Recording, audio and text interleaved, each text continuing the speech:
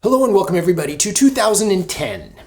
At the making of this video, it's 2024, so 14 years ago, Nike was trying to keep up with the Joneses, right? Everybody, one of the most popular things that I saw in 2010 was Angry Birds. Everybody was just playing Angry Birds, and you're just like, rock on, dude. Taylor Swift won a Grammy. iPads came out. It was just like pandemonium, and Nike's over here just like, pay attention to us, we make golf clubs. And so they came out with this, the Nike Machspeed iron in 2010. How many of you were like big avid golfers in 2010? Just to put it in perspective, the Great Recession had just happened.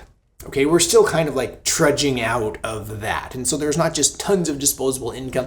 The opposite of inflation, it was like interest rates were super low. They're like, let's get us out of this recession. And Nike, Machspeed, kind of under the radar. I remember when it came out. Let's talk about this club. And I want to know your thoughts about it and your memories in the comments below. Let's get this on the review table and have a closer look. So this is easy to recognize. Nike here on the insert, undercut cavity right here. So there is an insert here with the Nike logo, the Nike swoosh, Machspeed, and SQ stamped into the metal. There's no Nike stamped into the metal, which is interesting, right? So that insert comes out, it just says SQ here.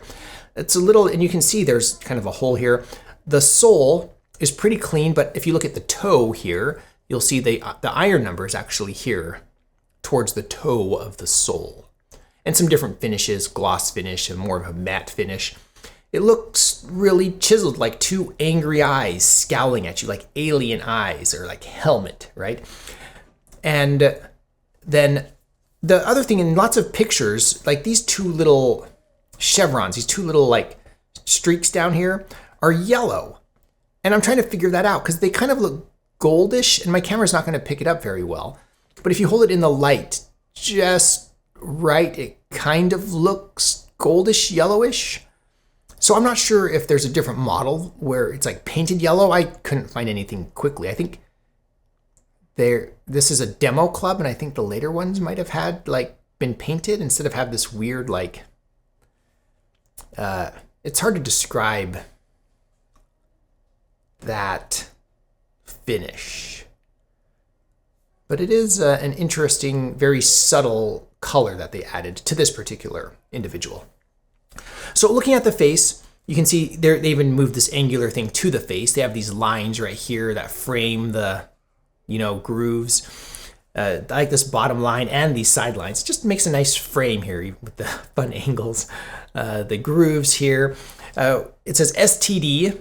We're not going to talk about what that stands for. Standard, obviously, that's what STDs are, And then we have this removable shaft. Yes, this is a demo club, all right? So a normal ferrule will have a gold or a yellow single ring on a black ferrule. That's what they normally look like, okay? But this is a demo club. Moving on up the shaft, this is just a UST shaft, regular flex, the Nike branding right here.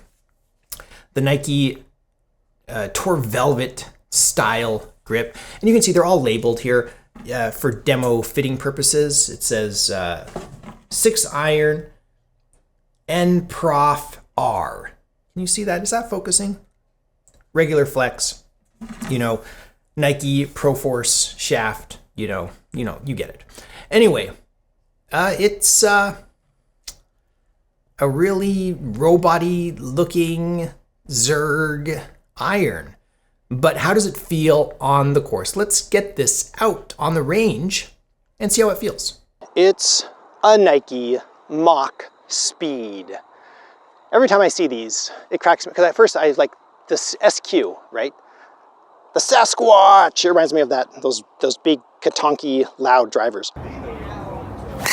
Whoa! That was really loud, Dad.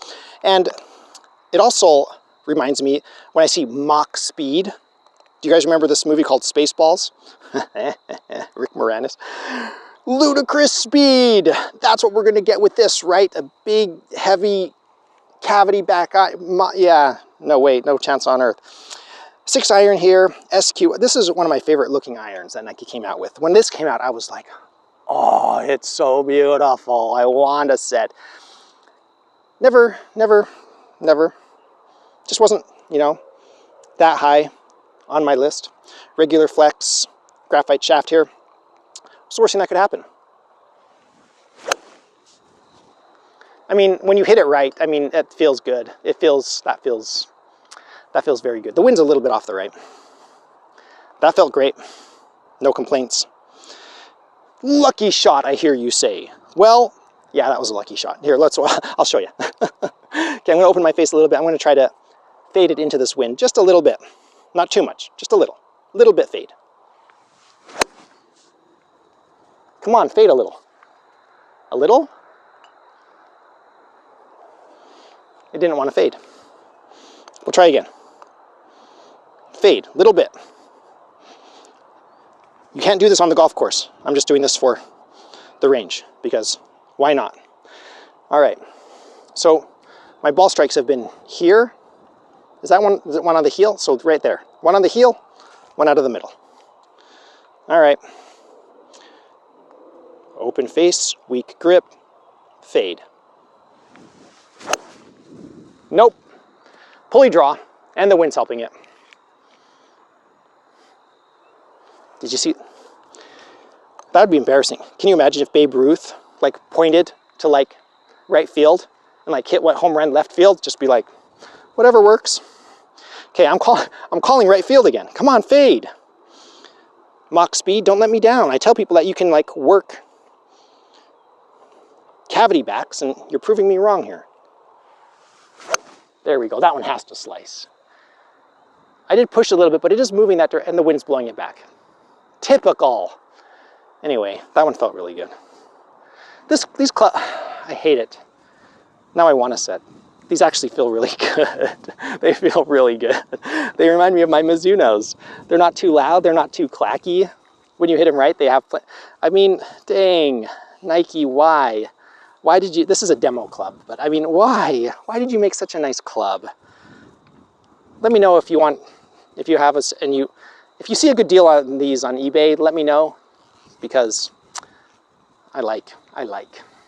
So this feels really good on the range, and it comes with all the other stuff, right? Like it's really a 5 iron, people say, but it's very standard for today's lofts. It goes far, okay? And you can control the distance. That's on you, the golfer, okay? So the looks are what really stand out to me, though. You put this in your bag, and it's chiseled. It's right. It's like conversation, dinner conversation.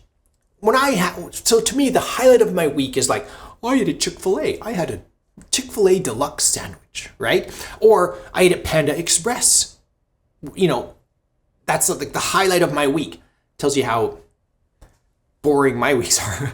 But there are other people, and I've been in this situation when you live in Georgia, right? You're talking to someone, they're like, yeah, I was kite surfing, and this yacht was really close to the beach, and the wind, and I ran into this $20 million yacht. They called the Coast Guard, and and you're just like,